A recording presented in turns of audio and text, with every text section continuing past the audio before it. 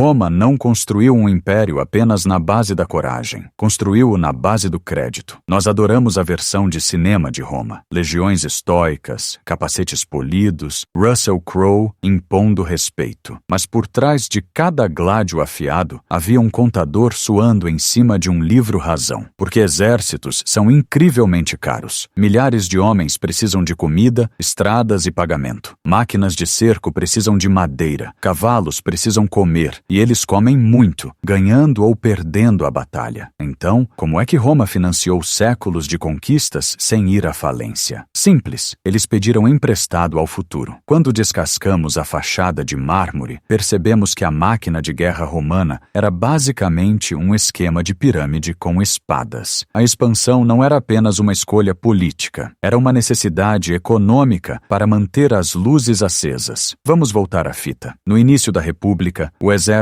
funcionava no esquema traga a sua própria lança. Se você tinha terras, você lutava. Você saía, cutucava alguns inimigos e tentava voltar a tempo para a colheita. Era um bico sazonal. Mas à medida que a República crescia, o trajeto até o campo de batalha ficava mais longo. Não dava para ir a pé até a Espanha, lutar uma guerra e voltar a tempo de regar as plantas. O modelo antigo quebrou. Roma precisava de soldados profissionais, homens que viviam para lutar. Mas profissionais exigem salário. Isso forçou uma mudança. O Estado começou a pagar estipêndios e, de repente, a conquista tornou-se o modelo de negócio. Nova província? Isso significa novos impostos, novos escravos e novos saques. O sistema virou um vício. A guerra financiava mais guerra. Mas aqui está a pegadinha. Roma não usava apenas dinheiro à vista. Usava alavancagem. Durante as guerras massivas contra Cartago, a República começou a pegar empréstimos gigantescos com a elite rica, os equites. Pense neles como os lobos de Wall Street da antiguidade. Não eram doações patrióticas, eram investimentos de alto risco. Esses caras esperavam retorno, pagamentos de juros, direitos de cobrança de impostos e monopólios nos novos territórios. Basicamente, eles apostavam no sucesso da legião como se fosse o mercado de ações. Então, a guerra virou uma indústria com fins lucrativos. E como em qualquer indústria, os acionistas queriam crescimento. O poder político inclinou-se para generais que pudessem prometer os maiores dividendos. Empreiteiros privados, os publicani, gerenciavam tudo, da logística à coleta de impostos, desviando fortunas por cima. Era o complexo industrial militar, mas de toga. Mas a conta sempre chega. Para pagar os soldados e os credores, os custos tornaram-se astronômicos. Quando as conquistas diminuíram, porque eventualmente você fica sem vizinhos ricos para invadir. Roma usou o truque mais velho do manual do político: desvalorizar a moeda. Começou sutilmente com Nero. Ele pensou: quem vai notar se eu colocar um pouco menos de prata no denário? É o equivalente antigo a diminuir o tamanho da barra de chocolate, mas cobrar o mesmo preço. Nos 2 séculos seguintes, imperadores continuaram a aguar a sopa, transformando uma moeda de prata sólida num pedaço de cobre banhado a prata. A inflação explodiu, a confiança evaporou. Enquanto isso, os ricos fizeram o que os ricos sempre fazem: compraram ativos reais. Senadores blindaram sua riqueza em terras e ouro, protegendo-se da inflação que esmagava o cidadão comum. Os pobres pagavam impostos com dinheiro sem valor. A elite conseguia isenções fiscais. O serviço público colapsou porque ninguém queria trabalhar por dinheiro de brincadeira. O fardo dessas guerras sem fim caiu sobre as classes baixas através de impostos e recrutamento forçado. Não foi apenas um colapso militar. O império faliu. Agora, pause e olhe para o noticiário hoje. Governos com déficits de trilhões? Confere. Guerras financiadas por empréstimos? Confere. Bancos centrais desvalorizando a moeda? Agora chamamos de liquidez para cobrir o rombo? Confere. Temos uma economia onde a única maneira de impedir o sistema de travar é a expansão constante, seja militar, monetária ou bolhas de mercado. Não é uma cópia perfeita de Roma, mas a rima é perturbadora. Roma ensina-nos que uma economia viciada em expansão expansão eventualmente bate num muro. Você fica sem terras para conquistar ou recursos para extrair. Quando o crescimento para, o sistema torna-se canibal. A dívida permanece, mas a receita seca. É aí que o Estado espreme o seu próprio povo. Impostos mais pesados, mais impressão de dinheiro e, claro, pão e circo, ou como chamamos hoje, auxílios do governo e maratonas de streaming, para manter todos distraídos enquanto a elite fortifica os seus portfólios. Hoje, não chamamos de tributo, chamamos de flexibilização quantitativa, quantitative easing. Mas a mecânica é a mesma. O dinheiro é impresso, os ricos compram ativos que valorizam e os pobres compram comida que fica mais cara a cada mês. Os Zepofeisu gastaram mais de 2 trilhões de dólares no Afeganistão. Quase tudo a crédito. Quem ganhou os contratos? Quem lucrou com os juros? E quem está pagando a conta agora através da inflação no supermercado? Você já sabe a resposta. Uma vez que a dívida se torna o padrão, você não precisa de uma crise para imprimir dinheiro. Você só precisa evitar a ressaca. Você normaliza as medidas excepcionais até que o excepcional se torne rotina. É por isso que a história não é apenas curiosidade empoeirada. É um sinalizador de alerta. Roma não caiu porque era má. Caiu porque terceirizou a sua sobrevivência para o setor financeiro privado, destruiu a sua classe média e quebrou o seu próprio dinheiro. O sistema não tinha botão de desligar? Vivemos num império diferente agora, digital, global, movido a algoritmos, mas o jogo não mudou. Dinheiro e poder ainda são melhores amigos. A guerra ainda é uma ótima maneira de mover dinheiro público para bolsos privados. E as ilusões financeiras funcionam muito bem, até pararem de funcionar. Então, o que você pode fazer? Primeiro, pare de ser o espectador no Coliseu torcendo pelos leões. Reconheça o padrão. A maioria das pessoas acha que a inflação é azar, ou que dívida é dinheiro grátis. Os estoicos chamariam isso de delírio. Você não pode sair do sistema totalmente. Você tem que viver em algum lugar, mas pode parar de jogar cegamente. Construa resiliência. Entenda a história financeira, não apenas como fazer um orçamento para o café. Faça a pergunta desconfortável. Quem lucra quando eu continuo confuso? Você não deveria olhar para o mecanismo, você deveria apenas assistir ao show. Mas agora você sabe, e não dá para desver. Educação financeira é sobre entender poder. É sobre ver através da ilusão de estabilidade. Então, da próxima vez que vir uma manchete sobre um novo conflito ou um novo pacote de resgate, siga o dinheiro. Pergunte quem empresta, quem lucra e quem paga. Porque impérios geralmente não caem quando os bárbaros invadem o portão. Eles caem quando a matemática para de funcionar e ninguém tem coragem de admitir. Se isso lhe deu uma nova perspectiva, ou pelo menos o fez preocupar-se com a sua poupança, inscreva-se no canal. A história tem os códigos. Eu mostro-lhe onde ler.